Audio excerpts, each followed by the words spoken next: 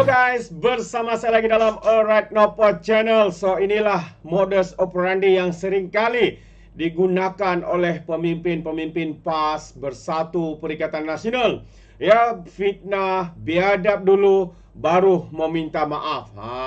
Sebegitu jugalah yang berlaku terhadap satu video yang tular di media sosial melibatkan CEO MADA yang atas lantikan ya semasa kerajaan PAS dan Bersatu Perikatan Nasional. Perkara kedua yang menarik untuk saya kongsikan adalah permohonan Muhyiddin Yassin ditolak oleh mahkamah. Jadi apa sebenarnya yang berlaku sahabat semua? Ini yang menarik untuk saya kongsikan bersama dengan anda. Untuk yang pertamanya, mari kita lihat ya kenyataan media ini yang mana CEO MADA hari ini berkunjung ke pejabat Datuk Seri Muhammad Sabu dan dikatakan mereka bersalaman. Yang gambar ini juga tular ketika ini di media sosial. Jadi apa sebenarnya? Adakah permohonan maaf dibuat? Mari kita lihat kenyataan ini. Menteri Pertanian dan Keterjaminan Makanan Muhammad Sabu tengah hari tadi menerima kunjungan Ketua Pegawai Eksekutif Syarikat Perniagaan Peladang MADA Abdullah Ismail. Pertemuan itu dimuat naik beserta gambar di akaun Facebook Muhammad Sabu dengan caption, tengah hari tadi YB Datuk Seri Muhammad Sabu menerima kunjungan Ketua Pegawai Eksekutif MADA Corp Saudara Abdullah bin Ismail. Dalam gambar kedua-dua dilihat senyum sambil bersalaman. Dan bagaimanapun tidak ada maklumat terperinci mengenai pertemuan tersebut. Malaysia kini telah menghubungi Muhammad dan penjemaah tapi tiada balasan setakat ini.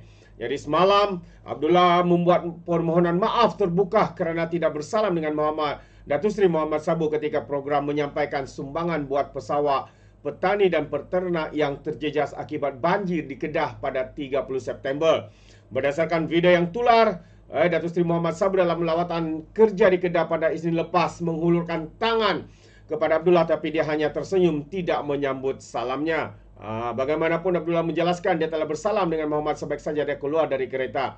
Ketika mengiringi yang berhormat ya bersalaman dengan pegawai lain, beliau telah menghulurkan tangan sekali lagi untuk bersalaman dengan saya. Oleh kerana itu, saya telah bersalaman dengan beliau sebelum itu, jadi saya terkedu dan saya terkilaf katanya kerana tidak bersalam sekali lagi dengan beliau katanya. MADA iaitu sebuah agensi kerajaan bawah Kementerian Pertanian dan Keterjaminan Makanan yang diterajui oleh Datuk Seri Muhammad Sabu.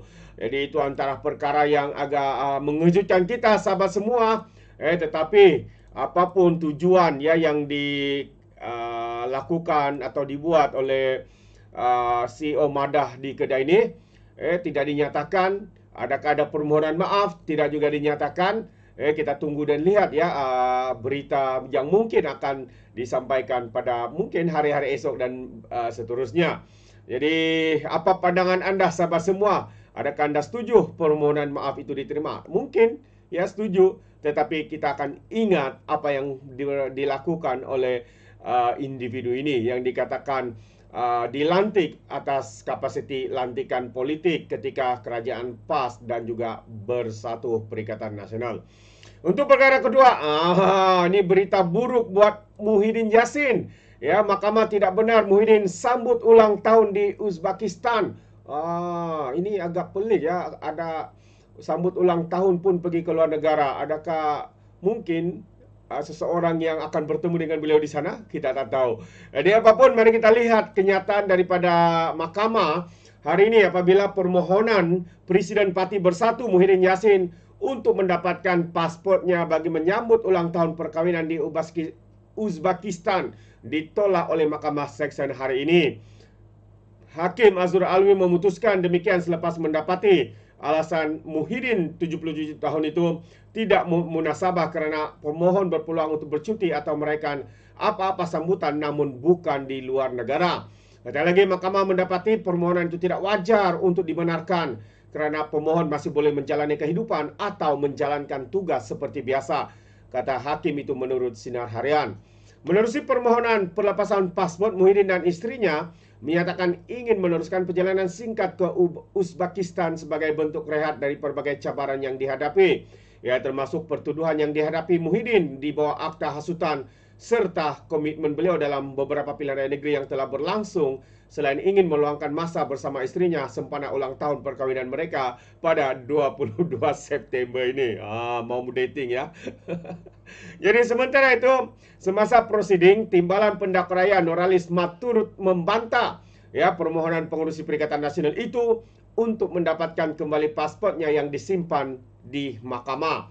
Beliau menyifatkan alasan mahu bercuti ke luar negara karena mahu berehat dan menyambut ulang tahun perkahwinan sebagai satu yang katanya mustahab, tetapi bagi mahkamah ia adalah sesuatu yang tidak masuk akal, karena kalau benar pun mahu menyambut, ya bolehlah pergi ke mana-mana tempat peranginan seperti di Genting kah, di mana di Langkawi kah, di mana lagi di Perak, di Perlis kah. Banyak tempat lagi yang boleh dituju. Kenapa harus pergi ke luar negara untuk bercuti kononnya untuk ulang tahun perkahwinan mereka? Memang agak pelik ya, dan ganjil di sana sahabat-sahabat semua. Jadi apa pandangan anda? Adakah anda setuju ya dengan keputusan yang telah dibuat oleh pihak mahkamah ini, sahabat-sahabat semua? Ataupun anda setuju untuk Muhyiddin ini berbulan madu sekali lagi ya, untuk menyambut ulang tahun ya kepada atau ulang tahun perkahwinan mereka? Jadi sampai di sini saya sahabat semua. Namun apapun, satu perkara yang menarik juga untuk saya kongsikan, tapi kita tengok dulu mana satu berita itu. Internet agak lambat pula.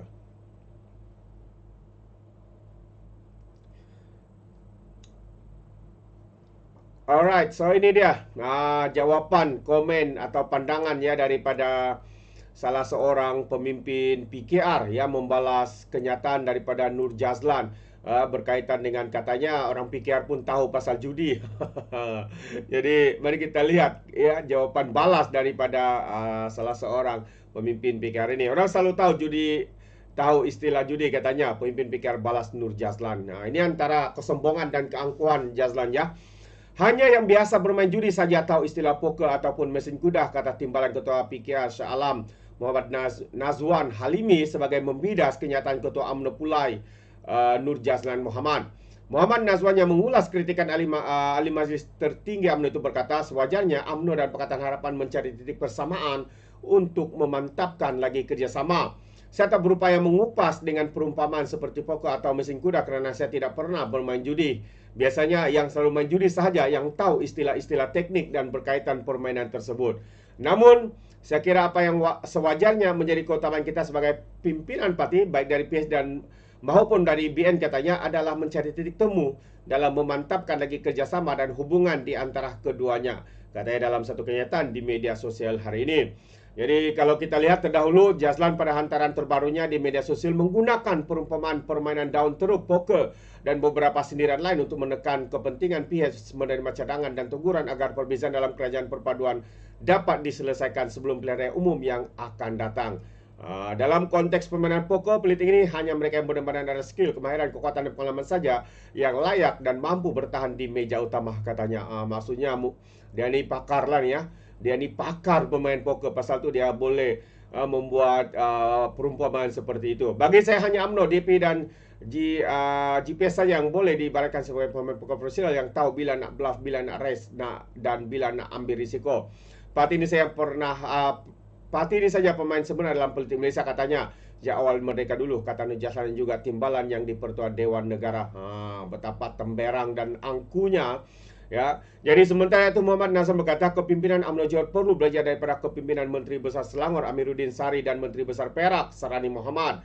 Di Selangor UMNO hanya menang 2 kerusi Dewan Negeri, namun atas semangat perpaduan ahli Dewan Negeri dan dari UMNO turut dilantik menganggotai Majlis Mesyuarat Kerajaan Negeri Selangor. Begitu juga dengan Perak, meski PHS menang 24 kerusi Dewan Negeri, namun atas semangat perpaduan jawatan Menteri Besar diserahkan mandat kepada ahli Dewan Undangan Negeri Adun dari BN yang hanya sekadar menang 9 kerusi. Sebagai menghargai persefahaman tersebut, Menteri Besar Perak melantik 7 Adun PS sebagai ahli MMKN Eskoh Kerajaan Negeri Perak, katanya.